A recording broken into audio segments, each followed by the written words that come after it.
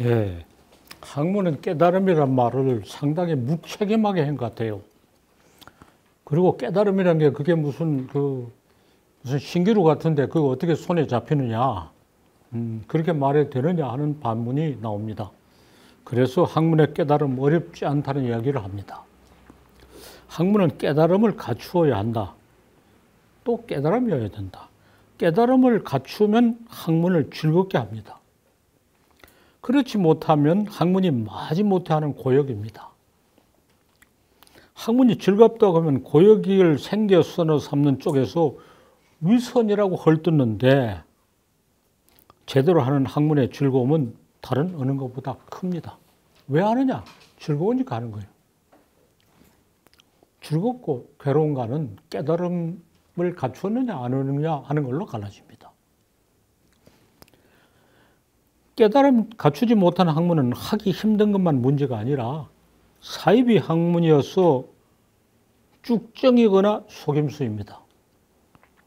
쭉정이는 자기를 허탈하게 하기나 하지만은 사이비는 세상에 해를 끼칩니다.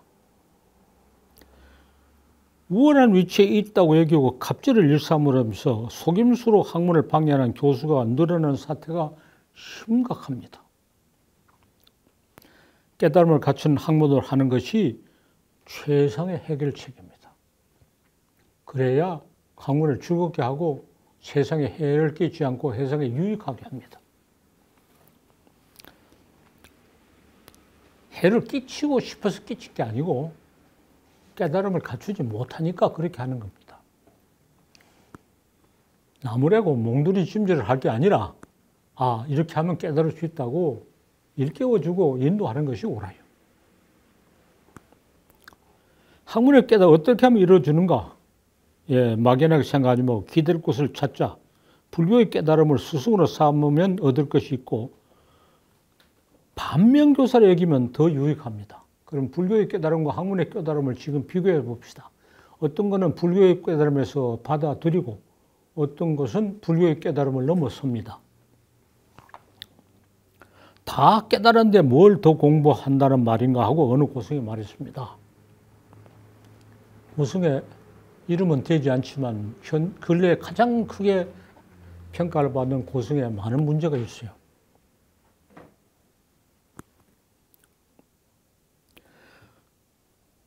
공부의 요체가 깨달음이라고 했다면 이 말은 전적으로 타당하지만 다 깨달은데 더 공부할 것이 없다고 하는 것은 납득할 수 없어. 불교가 그렇다면 여기서 불교와 학문은 이제 갈라서자, 결별하자고 말할 수 있어요. 불교가 그런가 안 그런가에 대해서 시비하는 것은 나로서는 조금 부담스럽고 주제넘은 일입니다. 학문은 그렇지 않다는 건 분명히 말할 수 있어요. 불교에서는 한꺼번에 다 깨달을 수 있다 하지만 학문은 거듭 깨닫는 과정입니다. 완성이라 있을 수 없고 계속 깨달으면서 나아갑니다. 무한한 가능성을 실현하기 위한 유한 노력이 학문입니다. 먼저 깨닫고 나중 깨닫고 더 깨닫고 덜 깨닫고 크게 깨닫고 작게 깨달은 것 모두 소중해 차등을 이루지 않고 대등하다고 말해야 합니다. 거창한 깨달음도 있고 작은 깨달음도 있어요. 어쨌든 깨달음이어야 됩니다. 불교의 깨달음이 어떻게 이루어지는지 가까이서 살펴봅시다. 말이 되지 않은 말을 화두로 삼아 마음을 모으고 조용히 앉아 참선하면 마침내 시비분별을 넘어서는 깨달음을 얻는다고 합니다. 있음이 없음이 없음이 있음이라고 색즉 시공이고 공적 세성이라는 경지에 이른다고 합니다. 구경하고 하는 말이죠. 학문의 참선은 일정한 방법이 없습니다. 불교의 참선은 또 조용한 자리에 딱 가부좌를 틀고 앉아서 자세도 일정해야 되고 뭐 가리는 게 많아요. 나는 그런 생각이 그렇게 앉아있으면 잠만 오지 정말 깨달을 수 있는가? 그게 솔직한 생각입니다. 내가 잠이 많아서 그런지 뭐 근기가 모자라서 그런지 솔직한 생각입니다. 학문의 깨달음은 시끄러워도 가능하고 잠잘 때 큰 소득이 있습니다. 잠잘 때 참선의 소득이 있단 말은 들어보지 못하고 참선을 하려면 우선 잠을 쫓아야 된다는데 글쎄 잠을 쫓고 깨달음을 얻는가? 난 의심스러워요. 내가 경험할 때 잠잘 때 많은 게 와요. 그리고 또 뇌과학에서도 그게 맞아요. 잠들 때 우리 뇌는 모든 것을 정화시켜준다 그래요. 잠을 통해서 쓰레기를 갈라내고 옳은 것을 정리해준다 그래요. 대화하고 토론하면 많은 진전이 있습니다. 참선은 대화, 토론은 그물로 여기죠. 묵은 말을 하지 않아야 된다는데 아직 해결하지 않았다고 생각되는 아주 중요한 문제에 마음을 집중시키고 이런저런 방식으로 오래 궁리하고 끝까지 추구하면 어둠을 헤치고 한 소식이 들려올 수 있습니다. 이게 학문의 깨달음입니다. 문제의식과 집중력이 가장 소중하다는 것을 분명히 말합니다. 다른 요건을 잡스럽게 추가해 논의를 흐리지 말아야 합니다. 문제의식과 집중력, 이 두 가지입니다. 문제의식과 집중력. 한 소식이 어디서 어떻게 오는가? 갑자기 안개가 걷히고 원근 산천의 진면목에 드러나듯이 아무리 관련이 없다고 여기는 것들이 서로 이어지는 것이 깨달음입니다. 아무 관련이 없다고 생각하는 것들. 막혔던 물이 힘차게 흐르고 붉은 해가 솟아오르듯이 숨어있던 구조가 나왔다고 역동적으로 움직입니다. 내 마음 어딘지 한편에 끝없이 강물이 흐르나 김영랑 시인이 노래한 것이 바로 이런 경지를 말하는 겁니다. 한편에 끝없는 강물이 흐르나 막혀있던 강물이 흐르는 거죠. 나도 모르게 흐르는 거예요. 이런 것을 뭐라고 일컫는지 정해진 말이 없습니다. 새로운 명명을 해야 발견한 것이 형체를 가지고 창조가 나타납니다. 다른 사람은 다른 말을 할 수 있는 가능성은 무한하다고 분명히 말하고 나는 어떻게 하고 있는지 말에 참고로 삼기로 합니다.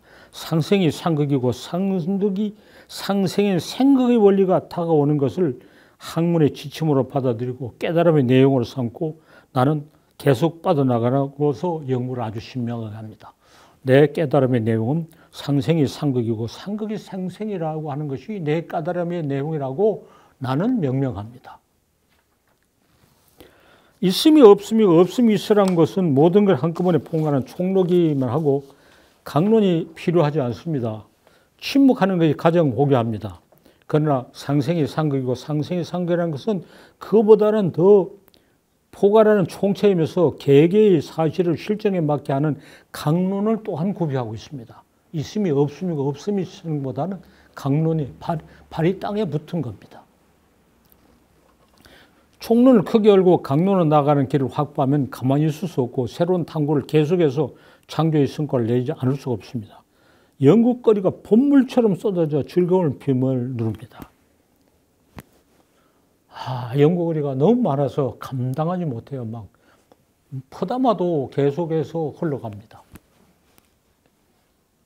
어떤 사람은 연구거리가 전혀 없어가지고 막 헤매고 있어요. 왜?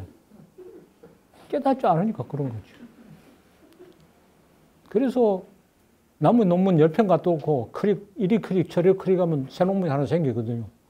그런 식으로 그냥 논문 편수를 빼오는데 참으로 딱하고 가련합니다. 연구 그냥 본물처럼 쏟아지는데. 또 뭐 새로운 터전이 하나 벌어져가지고 새로운 걸 하고 있어요. 우리 강의에서 세계문학 백문백답을 하고 나서 다음 거 지금 가칭 이겁니다. 역사의 선의역전. 역사의 선의역적이라고 하는 큰 왕관한 전주를 하나 또 새로 벌리고 있어요. 여러분들이 인내력을 가지고 또 원한다면 이런 강의를 하고 대개 한 달 정도 방학하고 또 하고 한 달 정도 방학하고 또 하고 싶은 생각입니다. 왜냐하면 깨달음은 토론이어야 하니까. 불교에서는 도노의 깨달음을 얻은 다음 깨달은 바를 분명히 하는 점수를 해야 한답니다. 학문에서는 젊어서 도노한 바 있어 평생 점수할 거 있다고 앞에서 말하는 것은 사실은 초보적인 이해입니다. 다 더 알아보면 도노와 점수는 둘이 하나이고 하나입니다. 얻은 것이 없어 점수만 하다가 예상하지 않은 도노를 할 수 있습니다. 도노가 점수고 점수가 도노다고 말하는 것이 학문에서는 진실입니다. 도노와 점수가 따로 있지 않아요. 아까 생각이 먼저냐 자료가 먼저냐 그랬어요. 예, 이것도 말이 되고 저것도 말이 돼요. 생각이 먼저라는 건 도노가 먼저라는 거고 자료가 문제란 건 점수가 문제란 이야기예요. 자료를 다루다 보면 뜻하지 않게 깨닫게 돼요. 이게 불교의 깨달음과 학문의 깨달음이 매우 다른 점이에요. 불교의 깨달음이 어떤다고 해서 내가 길게 시비할 필요가 없고 그럴 자격도 없으나 학문의 깨달음이 불교의 깨달음하고 다른 점은 분명히 말할 수 있어요. 자, 뒤에서 말한 도노와 점수가 그게 그거라는 말을 더 해봅시다. 이미 도노의 깨달은 걸 가지고 점수하느라고 많은 수고를 했을 때 차원 높은 도노가 새로 나타납니다. 도노의 차원이 높아집니다. 그러니까 35선에 도노한 게 있어서 점수를 하는 동안에 봉우리가 몇 개 더 올라간지 몰라요. 지금 다시 또 봉우리가 또 올라가고 있어요. 나이가 아무리 많아도 이럴 수 있습니다. 학문이 젊음을 되찾게 하고 계속 발랄한 걸 또 생각하게 해요.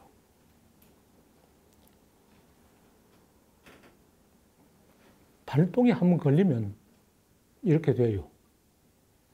세상에는 발동이 안 걸리는 사람이 많고 발동이 안 걸린 채 학문의 생애를 끝낼 때는 지긋지긋한 거 빨리 끝내고 싶어요. 안 해도 되면 덧정 없어서 경상도 덧정 없어서 그건 버려버립니다. 또 그게 발동이 걸려 하던 사람도 발동을 한번 꺼버리면 이게 다시 안 걸려요. 그러나 발동이 걸려 있으면 계속해서 새로운 게 또 나와요. 불교에서는 깨달은 경지였다는 고성을 높이 받들고 우러러 봅니다. 깨달은 것이 아주 어렵기 때문이라고 하고 그렇지 않습니다. 학문의 깨달음은 어렵지 않습니다. 누구나 할 수 있어요. 일상적으로 하는 창조 주권 발견 방법이 하나입니다. 학문의 뜻을 둔 사람은 문제의식과 집중력을 가지고 성취하는, 문제의식과 집중력 두 개가 있어야 돼요. 노래 가면 정성이 비약으로 바뀌어 나타나는 작은 궤적에 지나지 않은데 깨달음을 온 것을 알아차리고 놓칠 수 있으니 다잡아야 합니다. 한 고비를 넘어가면 깨달음의 즐거움이 폭발해서 닥치는데 학문은 괴롭기만 하다고 여기다 그만두는 사람이 적지 않아 안타깝습니다. 학문은 괴롭고 필요하기라고 생각하다가 그만두고 학문이 즐거워서 한다면 위선자라고 욕을 합니다. 왜 위선을 하는가? 행세하기 위해 위선을 하는가? 참 갑갑하죠. 응? 즐거움을 아는 거 모르는 거.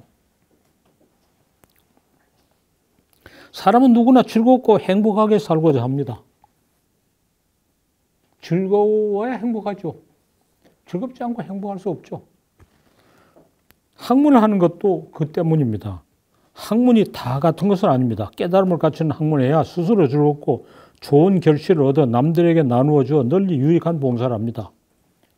이런 좋은 길을 보려도 왜 구태여 고역을 택해 자기도 세상도 괴롭게 합니까? 자기를 속이니 스스로 괴롭고 세상에 해를 끼치니 더 문제입니다. 좋은 길이 있는데 왜 구태여 나쁜 길로 가는가? 참으로 안타까운 일이라고 생각해서 이 이야기를 널리 일러주고 학문을 시작하려는 사람들에게 일러주고 학문이 한참 해서 이미 자기식으로 굳어진 사람은 이 말이 잘 귀에 들리지 않을 거예요. 공연한 위선이고 잡소리라고 생각하고 짜증을 낼 수 있어요. 그러나 아직 자기 길을 정하지 않은 사람은 이런 생각을 가지고 시작을 할 수가 있습니다. 그러나 상당히 지나간 사람도 어느 날 생각이 문득 바뀔 수가 있어요. 아까 깨달으면 운이 좋아야 된다는 말 했는데 사실 그래요. 운이 좋으면 되는 건데 운이 좋다는 걸 알아차려야 되죠. 네? 좋은 운이 다가왔는데 못 알아차리면 아무 소용없어요. 또 알아차리려면 기다리고 있어야 되고 잡아야 되는데 다시 말합니다. 문제의식과 집중력을 가지면 되는 거다. 문제의식을 가지고 집중력이 있어야 돼요. 문제의식을 가지고 그 문제에 대해서 끔찍 생각하고 궁리하면 모르는 거예요. 새벽에 눈 뜰 때쯤 와요. 나는 그런 걸 많이 경험해요. 이런 이야기 전에도 많이 했는데 또 하고 싶어요. 뭐 같은 이야기 똑같이 되풀이하면 재미가 없으니까 조금 형태를 바꾸고 순서를 바꿔서 또 하고 싶어요. 자, 여기서 또 토론합시다.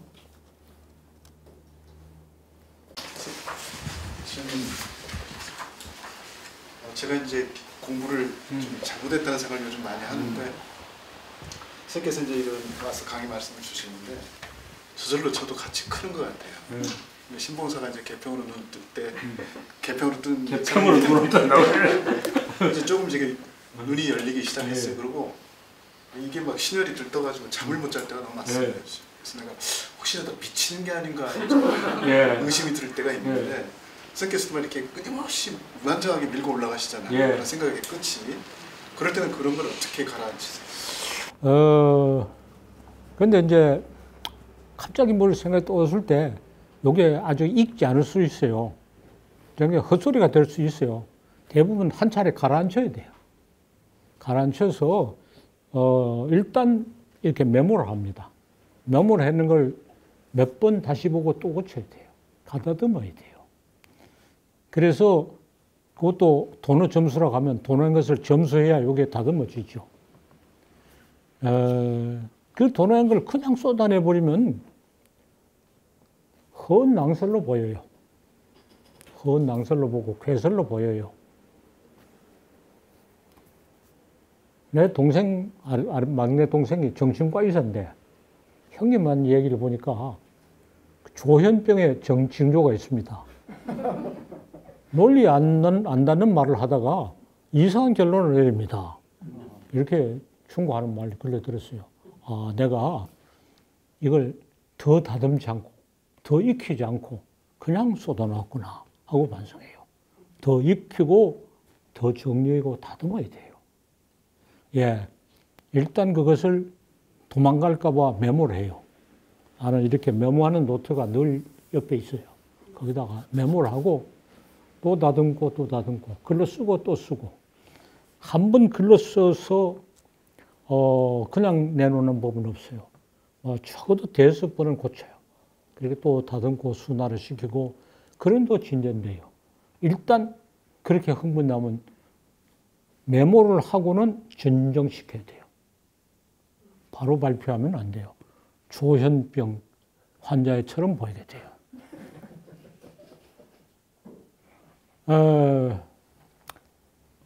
아까 바둑에 새로운 수를 발견하는 것 같다. 새로운 수가 바둑 실전에서 쓰여야 되는 거지. 책상만 소용이 없어요. 새로운 실전에 쓰인다는 것은 기존의 학문과 토론을 해야 돼. 아, 기존의 학문 이렇게 가니까 이렇게 갔다. 아니야, 이렇게 가면 이렇게 된다. 그 과정을 또 거쳐야 돼요. 기존의 학문과 토론을 하는 과정을 거치기 전에 이런 식으로 발표하고 토론을 갖죠. 그래서 다음 과목이 깨달으면 토론이어야 된다. 토론을 통해서 내 성급한 생각. 그래서 동생한테 내 학문을 이해하고 관심을 가진 사람하고 충분한 토론을 하고 이야기를 하는 거니까 걱정하지 말아라. 이렇게. 걱정하지 말아라. 그랬어요. 예. 토론을 통해서 검증을 해야 돼요. 헛소리가 아닌지 그것 과정을 거쳐야 돼요. 그래서 토론을 통해서 검증을 하고 기존 연구와의 토론을 해야 돼요.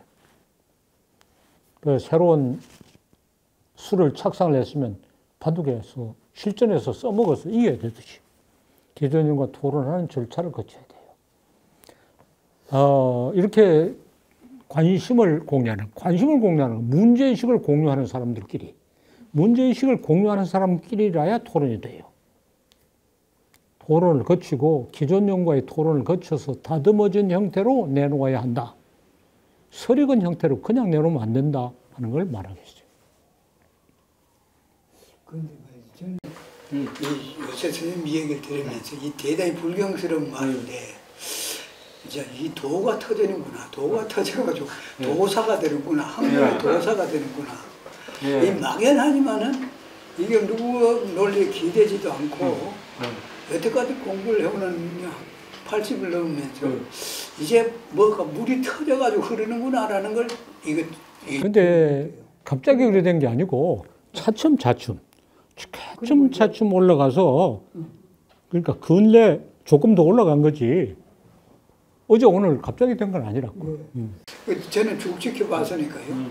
근데 이제 바둑 얘기도 바둑을 자꾸 얘기를 하시는데 바둑을 잘 드시지는 않지만 바둑 원리는 바둑이란 게 새로운 수가 고정되어 있는 게 아니고 상대방하고 이래 부대차가 토론을 하는 거예요. 그렇지. 네가 이렇게 공격하면 내가 계속 이게 서로 토론의 과정이 있거든요. 그 토론의 과정에서 이것도 맞아요. 합리적인 게 이기는 거예요. 학문의 깨달음도 토론. 끊임없이 기존 연구에 바둑하고 이거 학문의 토론하고 이게 지금 바둑 지금 이 토론은 똑같은 거예요. 그러니까 바둑수도 여러 살 놔두고 이걸 계속 서로 이 부딪혀가지고 수가 싸워가지고 그 가장 합리적인 것이 도출되기. 그렇죠. 그래서 한 집이라도 이겨야 이기는 거지. 그렇죠? 바둑에서 뭐 10집 이기나 한 집 이기나 뭐 이긴 건 마찬가지. 반집 이겨도 마찬가지. 그러나 실전에서 토론을 해야 그림이 세수가 되듯이 학문도 한편으로 문제의식을 공유한 사람들과 토론해야 되고 한편으로는 기존 연구와 토론해야 돼. 우리가 기존 연구와의 토론이라는 과정을 거치자면 허황한 이야기에 대해서 조현병의 증세처럼 보여요. 그러면 하나가 돌고 돌으면서 하나이라는 얘기를 언론들은 헛소리 같거든요. 헛소리 같고 이게 무슨 소리가 가만히 생각해 보면 오랜 그 어떤 도노 점수 과정이나 이런 걸 거쳐서 토론을 거쳐 이런 걸 보면 많은 경우에는 지금까지 계속해서 문제가 되어온 이런 문제가 누적된 문제가 있어요. 누적된 문제를 신선하게 해결하는 것을 보여줘야 돼. 그래야 바둑 실전에서 이겨서 세수의 타당성을 입증하는 것과 같은 거죠. 그래서 다음에 깨달으면 토론이어야 한다는 대목으로 넘어가는 거예요. 이제 이 상생상극을 얘기하신 거는 이제 연구 전체에서는 좀 한참 있다 하신 거고 초창기에는 뭐 긍정적 계승과 부정적 계승이라는 말씀을 쓰신 거라고 할 수 있을 것 같아요. 근데 이제 요즘 가끔 이런 생각을 하는데 이 상생과 상극의 관계를 선생님은 계속 힘줘서 얘기하시는데 이 책을 읽는 사람들이나 뭐 저나 왜 이게 이렇게 그 상생상극이 이렇게 체화돼 갖고 선생님처럼 이렇게 모든 문제의식으로 쓸 걸로 이렇게 전환되지 못하는지 좀 방법을 좀 알려주시면. 그 실전에서 그게 이제 실용을 발휘한다 그랬어요. 제일 큰 토론은 변증법과의 토론이야. 그게 소설의 사회사 비교론이라는 책 전체에서 변증법의 소설 이론과 생각론의 소설 이론이야. 변증법의 소설 모든 것은 상극이 으뜸이고 상생은 부수적인 거라고 생각해요. 상극에 치우쳐져 있죠. 그러면 소설이 뭐냐?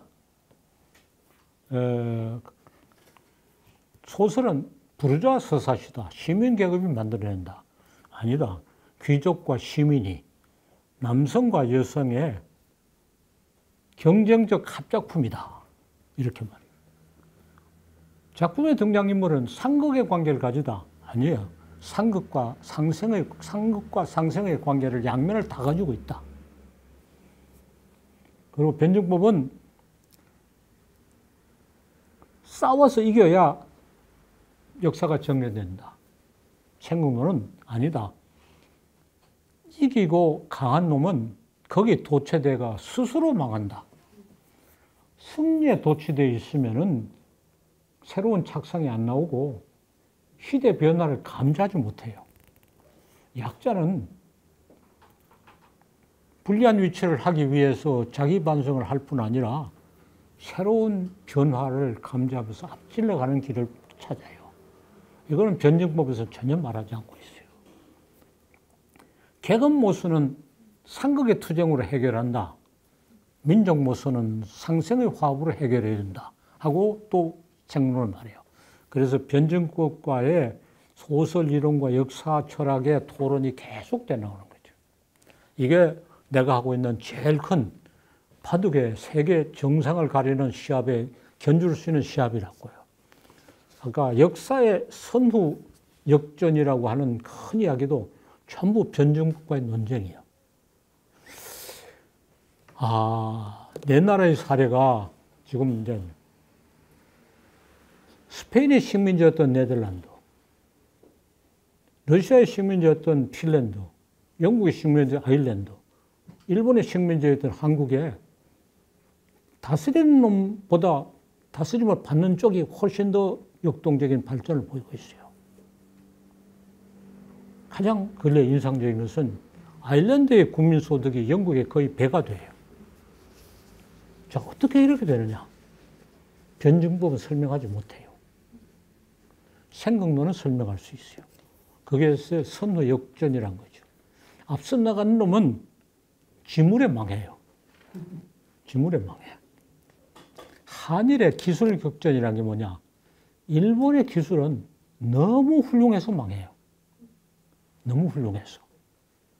너무 훌륭하기 때문에 새로운 변화를 못해요. 완성도가 너무 높아서.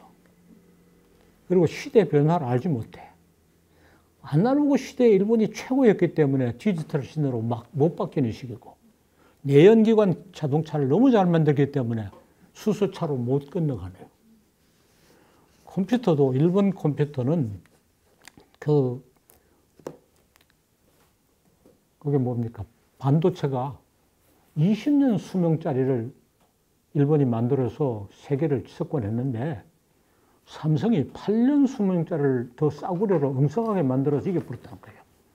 왜냐하면 컴퓨터가 20년 쓰지 않은데 반도체 20년 쓰는 게 소용없구나. 일본은 완벽한 기술에 대한 집착 때문에 스스로 무너지는 거. 변증법은 전혀 설명하지 못해요.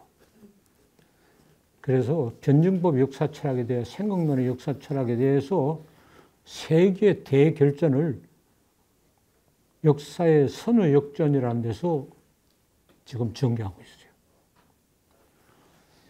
예, 새로운 수는 실전에서 효력을 입증해야 된다고 했어요.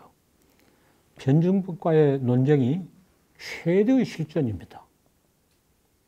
지금까지는 변증법은 천하무적이요.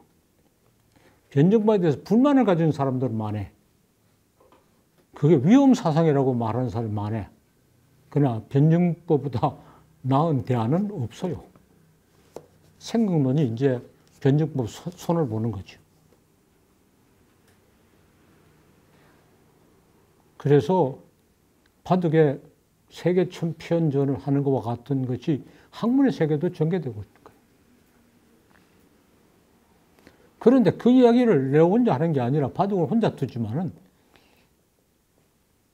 여러분과의 토론을 통해서 이런 얘기가 타져지고 발전되고 터져요. 그래서 역사의 선후 역전이라는 것도 이런 식으로 강의를 하면서 굉장히 내용이 보완되고 새로워지고 참신해 줄 수 있기를 바라요.